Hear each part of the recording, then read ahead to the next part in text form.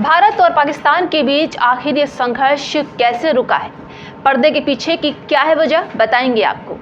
जी हाँ, विशेषज्ञों का कहना है कि पर्दे के पीछे क्षेत्रीय शक्तियों के साथ मिलकर अमेरिकी मध्यस्थों ने डिप्लोमेटिक बैक चैनल्स के माध्यम से युद्ध के कगार पर खड़े परमाणु संपन्न प्रतिद्वंदियों को पीछे खींचने में महत्वपूर्ण भूमिका निभाई है। वहीं नाटकीय घटनाक्रम में अमेरिकी राष्ट्रपति डोनाल्ड ट्रंप ने शनिवार को सोशल मीडिया पर घोषणा की कि 4 दिनों तक सीमा पर संघर्ष के बाद भारत और पाकिस्तान पूरी तरह से और तत्काल संघर्ष विराम पर सहमत हो गए हैं। हालांकि संघर्ष विराम समझौते के कुछ ही घंटों बाद भारत और पाकिस्तान के बीच इसके उल्लंघन के आरोप प्रत्यारोप शुरू हो गए।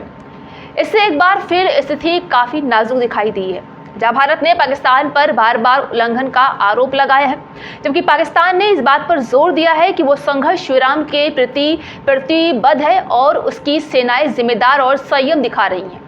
पिछले महीने जम्मू कश्मीर में एक घायल हमले में 26 पर्यटकों की मौत के बाद भारत ने पाकिस्तान और पाकिस्तान प्रशासित कश्मीर में हवाई हमले शुरू कर दिए थे।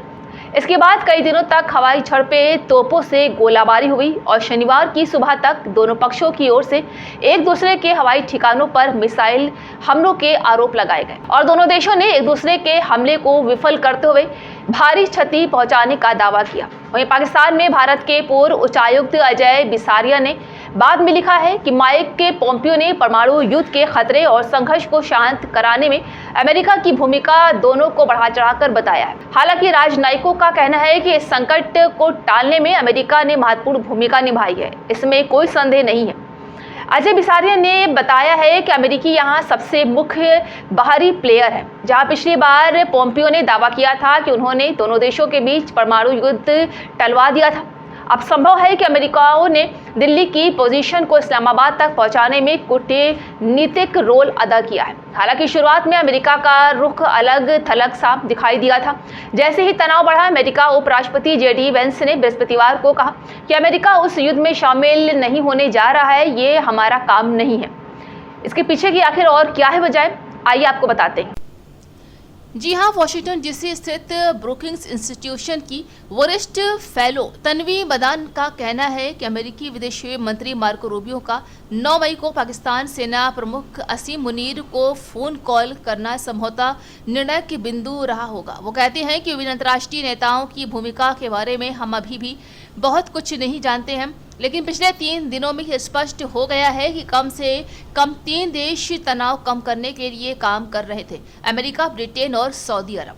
पाकिस्तान के विदेश मंत्री इसहाक डार ने पाकिस्तान मीडिया को बताया है कि इस कूटनीति में 3 दर्जन देश शामिल है, इनमें तुर्की, सऊदी अरब और अमेरिका भी शामिल है। मदान कहती हैं कि अगर ये कॉल शुरुआत में ही की गई होती तो इतना संघर्ष न बढ़ता। वहीं पूर्व अमेरिकी विदेश मंत्री माइक पोम्पियो ने अपनी किताब में दावा किया था कि उन्हें भारतीय समकक्ष ने एक बार बात करने के लिए जगाया था, जिन्हें डर था कि पाकिस्तान 2019 के गतिरोध के लिए परमाणु हथियार तैयार कर रहा है। बता दें कि पाकिस्तान में विशेषज्ञों का कहना है कि जब तनाव बढ़ा तो पाकिस्तान में दोहरे संकेत दिए। एक तरफ सैन्य जवाबी कार्रवाई और दूसरी तरफ नेशनल कमांड अथॉरिटी की बैठक बुलाना, जो कि परमाणु क्षमता की याद दिलाने का संकेत देना था। पाकिस्तान कमांड अथॉरिटी देश के परमाणु हथियारों पर नियंत्रण रखती है और उसके इस्तेमाल संबंधी फैसले लेती है। ये वही समय था जब अमेरिकी विदेश मंत्री मार्को रूबियो ने हस्तक्षेप किया।